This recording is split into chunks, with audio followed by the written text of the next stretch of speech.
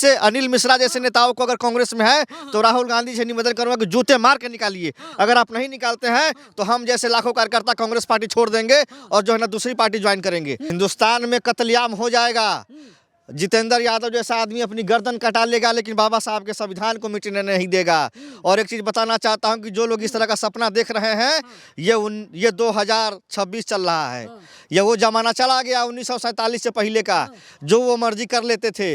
आज यादव ने दलितों को खुलेआम समर्थन दे दिया, अम्बेडकर को समर्थन दे दिया है। पूरा समर्थन है पूरा। अगर आज बाबा साहब नहीं होते तो जितेंद्र यादव कहीं जो है भैंस के जो है तबेले में गोबर उठा रहा होता।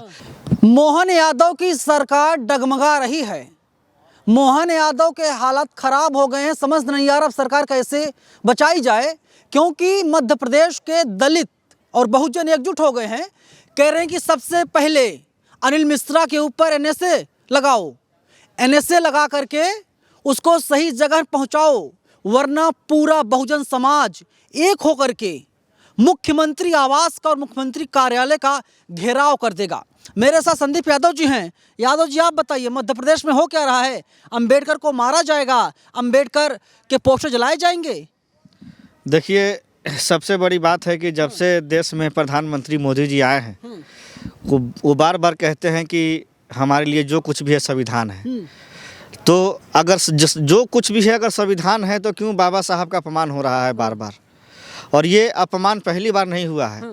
एक दलित बेटी के हाथरस में बलात्कार होता है, उसके माँ बाप को अंतिम संस्कार तक नहीं करने दिया जाता है। ये पहला जो है ना संविधान का जो है उन्होंने विरोध किया। दूसरा जो है ना हरिओम वाल्मीकि की हत्या कर दी गई, निर्मम हत्या कर दी गई। और वो बाबा साहब के जो है समाज से आते थे और उसकी निर्मम हत्या कर दी गई, लेकिन उस पर प्रशासन ने लिपापोती कर दिया। आप समझिए कि बिहार चले जाइए, वहाँ पे जो है ना दलित बेटी का मुजफ्फरपुर में बलात्कार हुआ, पीएमसीएच में इलाज नहीं मिला और उसने दम तोड़ दिया। जिस तरह से भारतवर्ष में दलित के ऊपर अत्याचार हो रहा है, पिछड़ा समाज के ऊपर अत्याचार हो रहा है, इससे साफ जाहिर होता है कि सामंतवादी विचारधारा, मनुवादी विचारधारा, गोलवरकर और आरएसएस की विचारधारा इस देश पर हावी हो चुकी है। इसके लिए इस देश का 90% जो आबादी है दलित, पिछड़ा, अति पिछड़ा, माइनॉरिटी, हम सब मिल करके लड़ाई लड़ेंगे और मजबूती से लड़ाई लड़ेंगे। और बाबा लड़ेंगे कैसे? कितने घंटे बीत गए, 1 हफ्ते होने को हैं, आप लोग एनएसए नहीं लगवा पा रहे हैं। शर्म है आप लोगों के ऊपर, हमारे पास है आप लोगों। हमारे पास अगर सरकार होती, अगर हमारे पास अपना मुख्यमंत्री होता, हमारे पास अगर अपना प्रधानमंत्री होता, हमारे पास अगर अपना गृह मंत्री होता, तो अब तक हम जो है अनिल मिश्रा को जेल में क्या कहते हैं एनएसए लगाया जाता और उसको कड़ी से कड़ी कानूनी कार्रवाई करके जेल में डाला जाता। बचा कौन रहा है? बचा रही है भारत की सरकार, नरेंद्र मोदी की सरकार और डबल इंजन की सरकार जो है मध्य प्रदेश में, वो बचा रही है। अगर ये सरकार निष्पक्ष होती। आम बोल रहा है अंबेडकर मुर्दाबाद। अंबेडकर नहीं, गोडसे मुर्दाबाद, आरएसएस मुर्दाबाद, समाजवादी और जो मनुवादी विचारधारा मुर्दाबाद।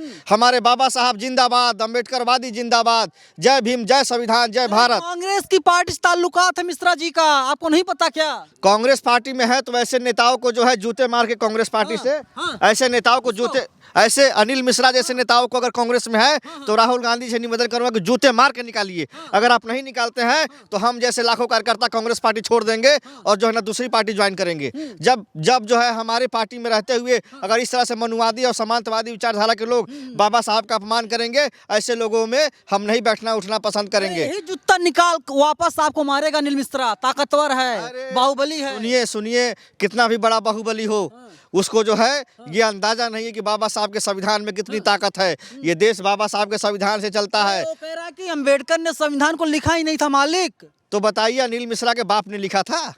इतिहास तो बता रहा है कि हमारे बाबा साहब उस बोर्ड के अध्यक्ष थे और उनके नेतृत्व में पार्लियामेंट में संविधान पेश किया गया। और ये ऑन रिकॉर्ड बात है। ये जो है आरएसएस और जो समांतवादी लोग जो कांग्रेस में है, इनको जूते मार के बाहर निकालिए। इन लोगों ने कांग्रेस को जो है ना डुबा दिया है। आज बताइए, राहुल जी बात करते हैं जितनी हिस्सेदारी उसकी भागीदारी, लेकिन जब सवाल आता है उसके हक अधिकार के लिए तो हमारे नेता राहुल गांधी जी सबसे आगे नजर आते हैं। चाहे जो हरिओम वाल्मीकि का मामला हो, चाहे हाथरस का मामला हो, चाहे जो उन्नाव का मामला हो, चाहे आपका जो मध्य प्रदेश का मामला हो, हमारे नेता राहुल गांधी जी बाबा साहब के संविधान को सबसे ऊपर सर्वोपरि ये रखते हैं और कहते हैं कि इस संविधान को बचाना है, इस लोकतंत्र को बचाना है। तो हमारे नेता राहुल गांधी जी जैसा जो है ना समाजवादी और जो है ना संविधान को मानने वाला ब्राह्मण समाज एकजुट हो गया है और कह रहा दलितों का वो वक्त, पुराना वक्त आएगा इस देश में जब गले में जो है वो हांडी होगी, पीछे झाड़ू होगी। ये समय भूल जाइए। हिंदुस्तान में कत्लेआम हो जाएगा। जितेंद्र यादव जैसा आदमी अपनी गर्दन कटा लेगा, लेकिन बाबा साहब के संविधान को मिटने नहीं देगा। और एक चीज़ बताना चाहता हूं कि जो लोग इस तरह का सपना देख रहे हैं, ये 2026 चल रहा है। ये वो जमाना चला गया 1947 से पहले का, जो वो मर्जी कर लेते थे। आज यादव ने दलितों को खुलेआम समर्थन दे दिया, अम्बेडकर को समर्थन दे दिया है। पूरा समर्थन है, पूरा। अगर आज बाबा साहब नहीं होते तो जितेंद्र यादव कहीं जो है भैंस के जो है तबेले में गोबर उठा रहा होता, घास कर रहा होता, भैंस चरा रहा होता और जो है ना दूध बेच रहा होता। आज बाबा साहब का दिया हुआ संविधान की ताकत है कि आज लालू प्रसाद यादव मुख्यमंत्री बने, मुलायम सिंह यादव मुख्यमंत्री बने, अखिलेश बने, मायावती बनी जी बने, जो मुख्यमंत्री नीतीश कुमार जी बने, और ऐसे ऐसे जो है रामविलास पासवान जी बने। ऐसे ऐसे एक नहीं लाखों उदाहरण बता सकता हूं आपको कि आज बाबा साहब के संविधान का दिया हुआ ताकत है। जो आज दलित का बेटा गोबर उठाने वाला, सुअर चराने वाला, बकरी चराने वाला, भेड़ चराने बन रहा है, मुख्यमंत्री, IAS बन रहा है, ML, मंत्री, मिनिस्टर बन रहा है। ये बाबा साहब के संविधान का ताकत है जो आज जितेंद्र यादव दहाड़ रहा है। यहाँ से पार्लियामेंट 100 मीटर की दूरी पे है, प्रधानमंत्री जी का कार्यालय 100 मीटर की दूरी पे है। आज हम बोल इसलिए रहे हैं कि इस आजाद भारत में बाबा साहब ने जो हमें संविधान में अधिकार दिया, वो उस आजाद। सुनिए ना यादव जी, वे बोल रहे हैं कि हमारे हक और अधिकार को छीन लिया, अम्बेडकर ने हमारे हक और अधिकार को लुटवा दिया। अगर बाबा साहब ने आपके हक अधिकार को छीन लिया तो आज आप चले जाइए जो है ना जुडिशरी सिस्टम में सबसे ज़्यादा आपको जो है ना फॉरवर्ड मिलेंगे। आप चले जाइए जो है ना प्रोफेसर में दिल्ली यूनिवर्सिटी के सबसे ज़्यादा आपको फॉरवर्ड मिलेंगे।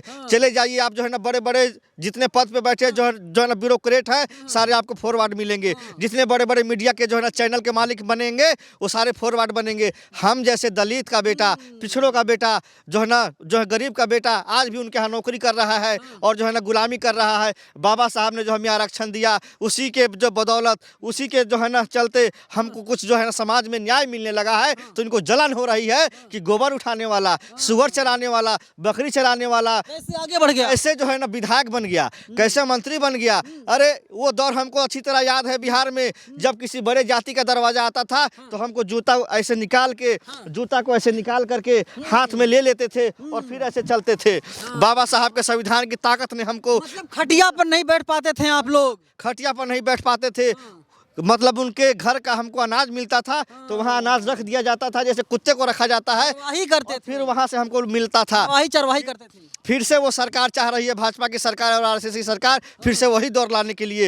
लेकिन हम कहना चाहते हैं कि चप्पल पहनने वाले को नरेंद्र मोदी हवाई जहाज में सफर करवा रहे हैं। हवाई जहाज में क्या? रेलवे का किराया इतना बढ़ गया है कि गरीब आदमी जो है ना भेड़ जो बैल की तरह जो है ना जनरल बोगी में ठूस ठूस के आता है यूपी और बिहार से।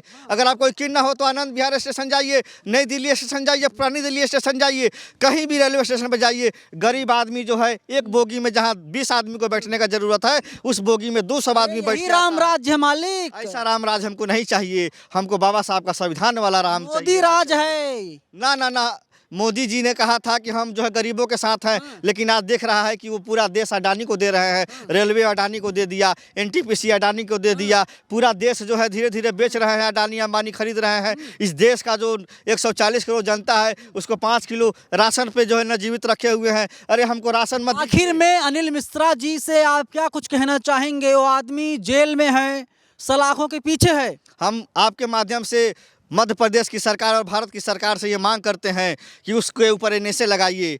उसने बाबा साहब का अपमान नहीं किया, भारत के लोकतंत्र का अपमान किया, भारत के संविधान का अपमान किया, भारत के में जो भाईचारा है उसका अपमान किया। इसको इस देश का आदमी पसंद नहीं करता। तो अगर NSA नहीं लगेगा तो पूरे देश का बहुजन समाज, पिछड़ा समाज रोड पे आएगा और अपनी हक और अधिकार के लिए लड़ाई लड़ेगा। यादव जी सो रहे हैं अभी। मोहन यादव जी से हम अपील करेंगे कि आप भी पिछड़ा का बेटा हैं, आपको भी बाबा साहब के संविधान की बदौलत आप मुख्यमंत्री बने हैं। आप नींद से उठिए और नींद से उठने के बाद ऐसे समांतवादियों को जेल में डालिए और NSA लगाने का काम कीजिए। अगर ऐसा नहीं होता है तो ये कुर्सी आपके पास रहेगी नहीं। चलिए मोहन यादव जी, आपके पास एक अच्छा मौका है और आखिरी मौका है।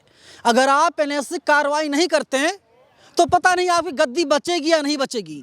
लेकिन खबर आ रही है मध्य प्रदेश से ही, भोपाल से ही आपकी कुर्सी डगमगा रही है। आपको अब कार्रवाई करनी पड़ेगी, वरना समय निकल जाएगा तो फिर वही होगा, होत पछताए क्या जब चिड़िया चुग गई खेत।